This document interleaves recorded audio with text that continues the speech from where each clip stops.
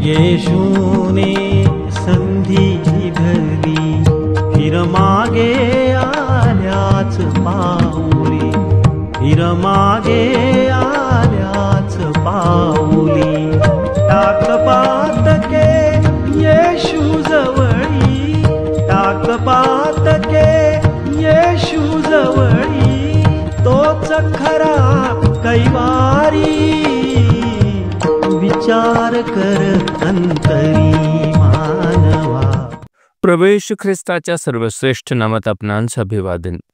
पवित्र शास्त्र बायबलमध्ये 14व्या स्तोत्राच्या 6व्या वचनामध्ये असे लिहिले आहे, दिनाच्या सल्लामसलतीची तुम्ही अवहेलना करू पाहता, पण त्याचा आश्रय परमेश्वर आहे.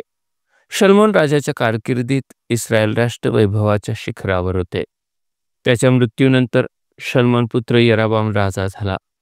तेव्हा इस्रायलाच्या वडीलजनांनी त्याच्याकडे येऊन त्याला त्यांच्यावरचे जू हलके करावे म्हणून विनंती केली. राजाने उत्तर देण्यापूर्वी शलोमोनाच्या काळातील वृद्ध सल्लागार मंडळीचा सल्ला घेतला. त्यांनी त्याला म्हटले, आपण या लोकांचे सेवक होऊन त्यांची सेवा कराल आणि त्यांना मधुर शब्दाने उत्तर द्याल तर ते सर्व काळ सेवक होऊन राहतील. यरोबामाने हा सल्ला तुच्छ मानिला. उलट त्याच्याबरोबर लहानाचे मोठे झालेल्या तरुणांचा सल्ला मानून तो इस्रायलाच्या वडील मंडळीस उद्धटपणे म्हणाला, माझी करंगळी माझ्या बापाच्या कमरेपेक्षा मोठी आहे. माझ्या बापाने तुमच्यावर जे भारी जू लादले ते मी आणखी भारी करणार. माझा बाप तुम्हास आसुडांनी ताडण करीत असे, मी तर तुम्हाला विंचवांनी ताडण करणार. शहाण्या वृद्धांची मसलत तुच्छ मानून उद्दामपणा करणाऱ्या रहबामाला परमेश्वराने धडा शिकविला. इस्रायलाच्या 10 घराण्यांनी त्याच्या विरुद्ध बंडाळी केली व इस्रायल व यहुदा अशी 2 राष्ट्रे विभागली गेली.